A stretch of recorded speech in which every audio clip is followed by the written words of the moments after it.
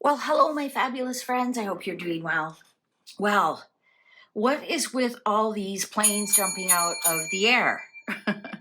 Big planes, little planes. Thankfully, we don't have a lot of serious injuries and death. Thankfully, small miracles, right? Be thankful for small miracles. Did you see that Delta plane flip over in Toronto? Like, that was insane. Landing on its roof, like, wow. So today's the last day of Aquarius. So I have the Aquarian Tarot. I want to see if there's something going on with the planetary energies, right? So many of you have heard me mention we are in a 200-year air epoch, right? And they go about 200 years in a row.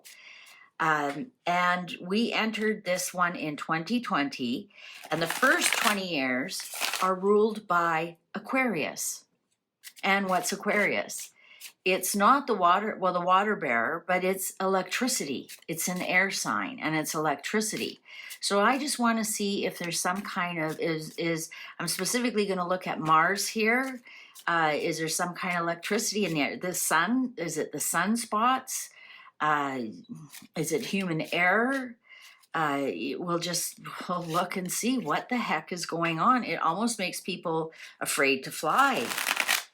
And it's like helicopters banging in or rogue little rock star jets slamming into something else. Like, it's just the most bizarre airplane accidents, it doesn't necessarily airplane accidents I've ever seen in my life.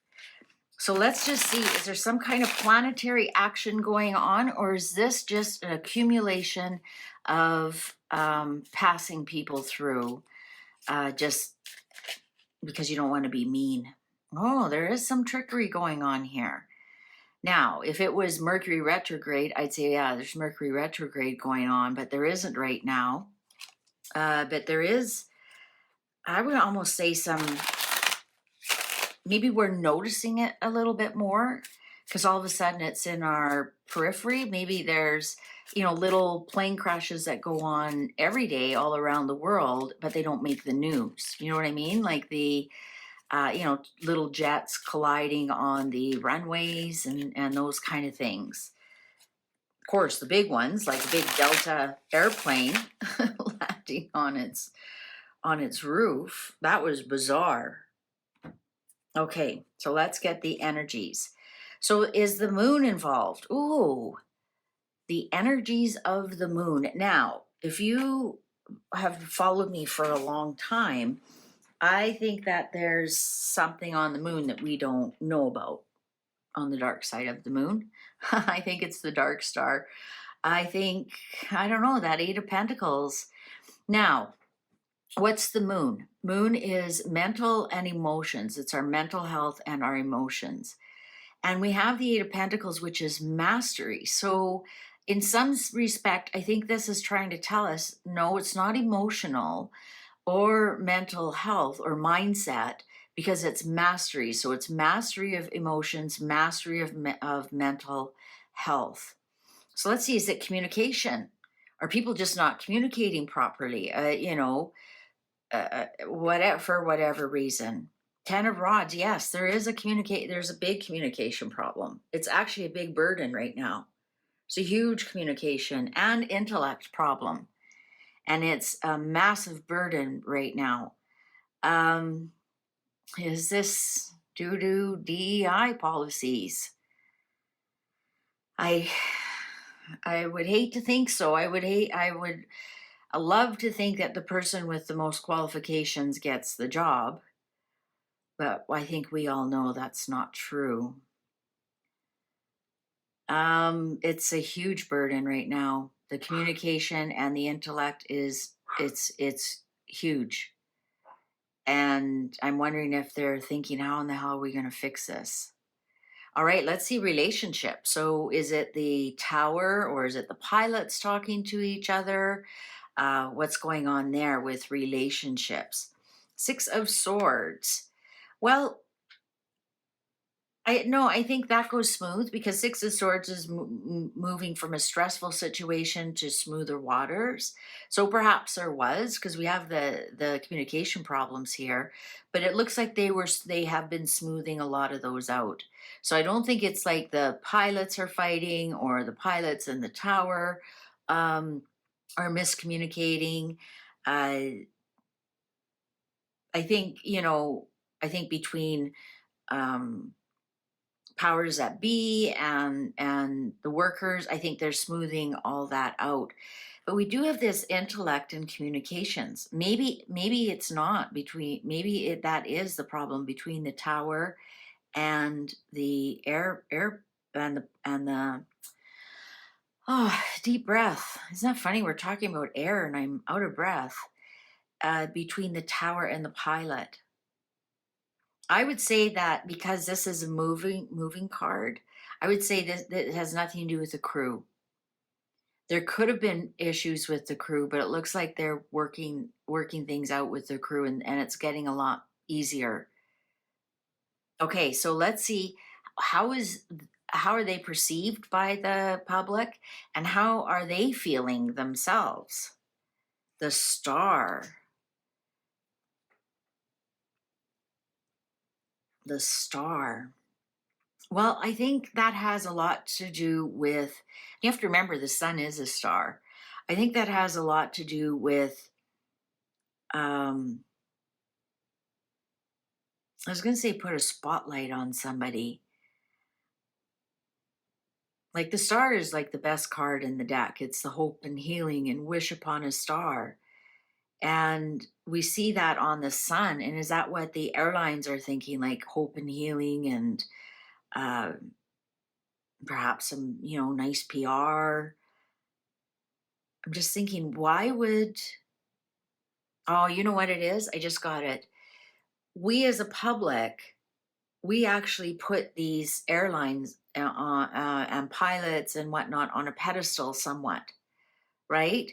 Because without them, we couldn't be flying around the world. We grumble about them and whatnot. But at the end of the day, we respect them enough to throw our money at them and crawl into those tuna cans, right? So in some respects, we assume they are learning from their mistakes. That's interesting. I'm going to clarify that after. Now let's see Mars. What is against them? This is the one I'm interested in. Knight of Rods. They're just, you know what? They're going too fast, not paying attention.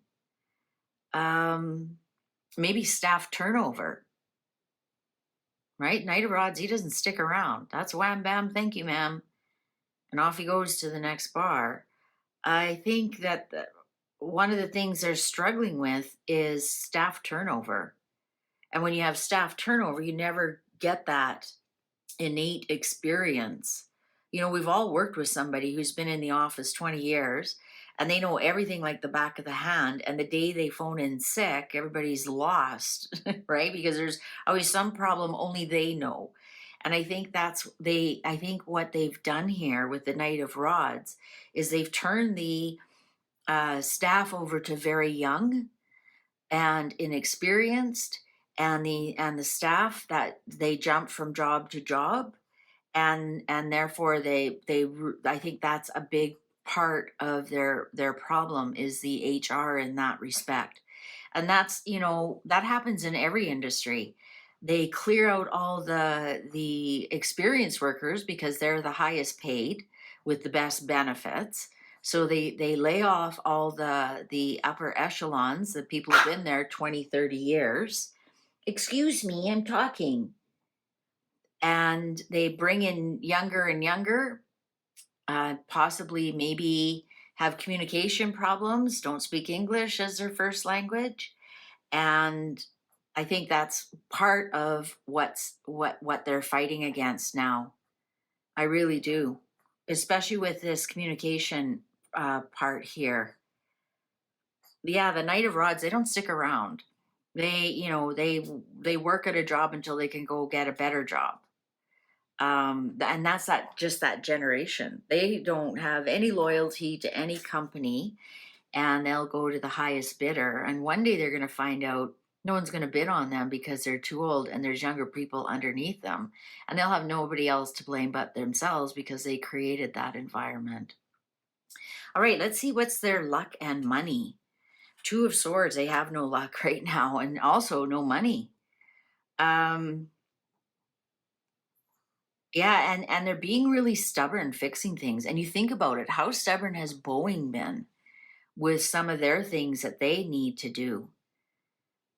And so I think, when you're stubborn like that and you don't want to fix things that need to be fixed, well, the luck and the money start to run out.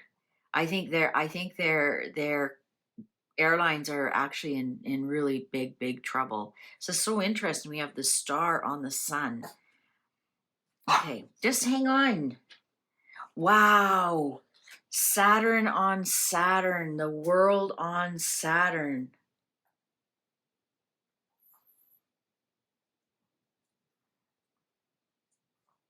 I think we're going to see a mass casualty incident that ends all of this.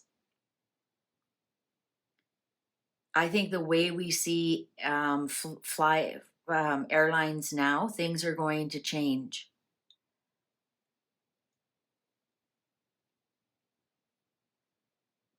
Endings, huge endings, lots of death. The airline industry is long in the tooth, and something will change. We are witnessing the end of the airline industry as we know it. There'll always be an airline industry. We're not going to go back to ships. I mean, we are in air. And one of the things that air wants to do is fly through the air, but without muddying the air with pollution and wow. And this is Saturn on Saturn. And the world. The world is Earth, and Saturn represents Earth. Earthbound. Earthbound. I wonder if there's going to be something like a mass event and everything is grounded till they figure out what's going on.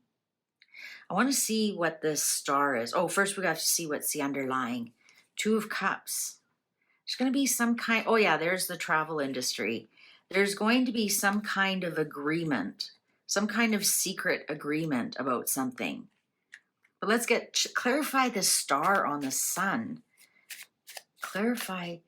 In some respects, maybe airlines don't feel like, maybe they feel like they're above scrutiny. Maybe they feel like they know what's best and they represent themselves that way, Or this even could be a few airlines rise to the top. And then people only fly on the safest airlines that have the best safety, have the best trained pilots, crew, towers, groundsmen. Clarify this star on the sun, please. The other ones are quite clear. Clarify this star. Two of Rods. Yeah, I think that people either hate airline industries or they hold them in high esteem so that they can travel the world. But I'm really thinking that the top of the line echelon airlines will be the ones who rise to the top, and the other ones will be grounded or go bankrupt. Because the Two of Rods is, do I stay or do I go? And when you go, there's the world. So I'm thinking half will be grounded and half will be allowed to fly. As with this world here, this is crazy. Saturn on Saturn. Man, that's bad news, guys.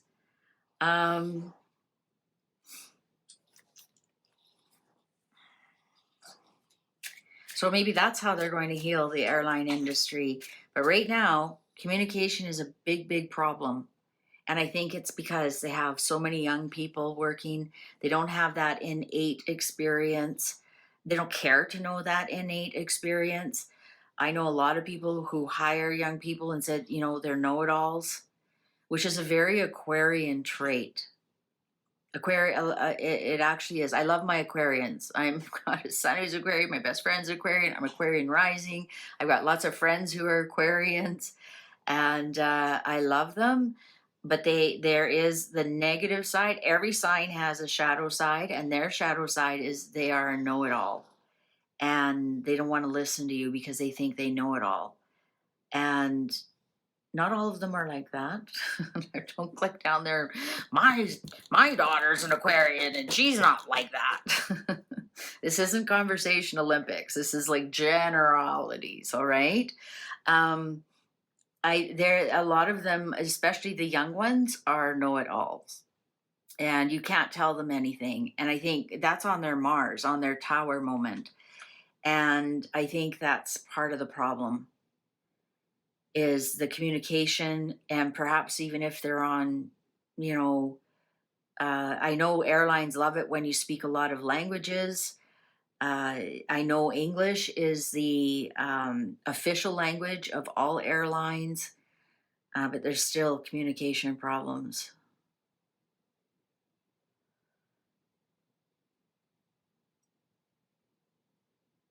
I want to ask this Saturn on Saturn, is there going to be a big mass event that will be the one that shocks the world into doing something?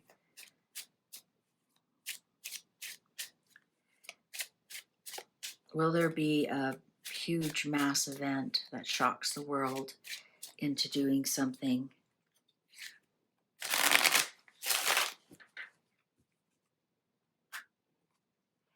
Yes, strength.